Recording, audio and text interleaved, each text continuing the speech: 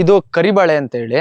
ಇದು ತೋಟ ಹಾಕಿ ನೀವು ಈ ಅಡಕೆ ತೋಟ ಹಾಕಿ 19 ವರ್ಷ ಆಯ್ತು. ಸೊ 19 ವರ್ಷದಿಂದ ಇದು ಇದು ಗುಂಪು ಬಾಳೆ ಆಗ್ಬಿಟ್ಟಿದೀವಿ. ನೀವು ಇಲ್ಲ ನೋಡ್ಬೋದು, ಒಂದು 10 ರಿಂದ 15 ಇದೆ ಇಲ್ಲಿ ಬುಡಗಳು. ಸೊ ಇದ್ರೊಳಗೆ ನಮಗೆ ಏನಿಲ್ಲ ಅಂದ್ರೆ ಇವಾಗ ಒಂದು 4 ಗೊನೆ ರೆಡಿ ಇದೆ ಸಿಗೋದಿಕ್ಕೆ. ಬಟ್ ಒಂದ್ ಗೊನೆ ಹಣ್ಣಾಗಿದೆ, ಅದನ್ನಲ್ಲೇ ಹಂಗೆ ಬಿಟ್ಟಿದೀವಿ ಪಕ್ಷಿಗಳಿಗೆಲ್ಲ ತಿನ್ಕೊಂಡು ಹೋಗ್ಲಿ ಅನ್ನೋ ಕಾರಣಕ್ಕೆ. ಸೊ ಇದು ತೆಗದ್ವಿ ಅಂತ ಹೇಳಿದ್ರೆ ಎಲ್ಲದೂ ನಮಗೆ ಬೇಕು ಅನ್ನೋದಿಲ್ಲ. ಯಾಕಂದ್ರೆ ಒಂದ್ ಬುಡದಲ್ಲಿ ಒಂದು 5 ಗೊನೆ ಇದೆ, ಒಂದ್ ಗೊನೆ ಹೋದ್ರೂ ನಮಗೇನು ಲಾಸ್ ಆಗಲ್ಲ ಸರ್ ಅದು. ಮತ್ತೆ ಇದ್ರೊಳಗೆ ನಾವ್ ಏನು ಹಾಕ್ದಾಗಿಂದ ನಾವೇನು ಗೊಬ್ಬರ ಹಾಕಿಲ್ಲ. ನೀವು ಅಲ್ಲಿ ನೋಡ್ಬೋದು ಇನ್ವಿಕೇಶನ್ ಪ್ರೊಸೆಸ್ ಎಷ್ಟು ಚೆನ್ನಾಗಿ ಆಗ್ತಿದೆ ಅಂತ ಹೇಳಿ. ಸೊ ಒಂದು ಗೊಬ್ಬರ ಏನು ಹಾಕಲ್ಲ ನಾವು, ಅದನ್ನೇ ಅದ್ರದ್ದು ಗೊಬ್ಬರ ಅದೇ ಆಗಿ ರೆಡಿ ಮಾಡ್ಕೊಂಡು ನಮಗೆ ಈ ತರ ಹೇಳ್ಕೊಡುತ್ತೆ. ನೀವು ಗೊನೆ ನೋಡ್ಬೋದು, ಏನ್ ಕಡಿಮೆ ಸೈಜ್ ಇಲ್ಲ, ಅದು ಒಳ್ಳೆ ತೂಕ ಬರುತ್ತೆ ಗೊನೆಗಳು. ಈ ಕಡೆಯಿಂದ ತೋರಿಸ್ಕೊಳ್ಳಿ, ಒಳ್ಳೆ ಗೊನೆ ಬರುತ್ತೆ. ಈ ತರ ಗೊನೆಗಳು ನಮಗೆ ಏನಿಲ್ಲ ಅಂದ್ರೆ ಒಂದು 4 ಗೊನೆ ಸಿಗತ್ತೆ ಸರ್. ಇದು ಒನ್ ಟೈಮಿಗೆ ಸಿಕ್ತು ಅಂತ ಹೇಳಿದ್ರೆ.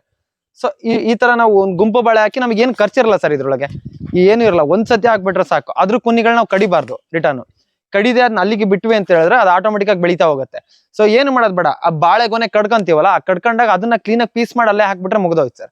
ಆಮೇಲೆ ಟ್ರೈಕೋಡರ್ಮಾ ಸೂಡೋಮೋನಾಸ್ ಇತ್ತು ಅಂದ್ರೆ ಸ್ವಲ್ಪ ಹೋಗ್ಬಿಟ್ರೆ ಅದ ಅಲ್ಲಿಗೆ ಬ್ಯಾಲೆನ್ಸ್ ಆಗತ್ತೆ ಸರ್. ಈ ತರ ಒಂದು ಸಿಸ್ಟಮೆಟಿಕ್ ಆಗಿ ಎಲ್ಲರೂ ಅವ್ರವ್ರ ತೋಟದಲ್ಲಿ ಮಾಡ್ಕೊಂಡ್ರೆ ಬರೀ ಮನೆಗೆ ಆಗ್ಲಿ ಸರ್ ಇದು. ಯಾಕಂದ್ರೆ ತುಂಬಾ ರೇರ್ ಇದೆ ಕರಿಬಾಳೆ ಅನ್ನೋದು. ಸೊ ಇದನ್ನ ನಾವು ಮನೆಗೋಸ್ಕರ ಬಿಟ್ಕೊಂಡ್ರೆ ಆಗತ್ತೆ. ನಾವು ತೋಟ ಅಷ್ಟಾಗಿದೆ ಇದೆ, ಒಂದು ಒಳ್ಳೆ ಇಳುವರಿ ಕೊಡ್ತದೆ ಸರ್ ನಮಗೆ.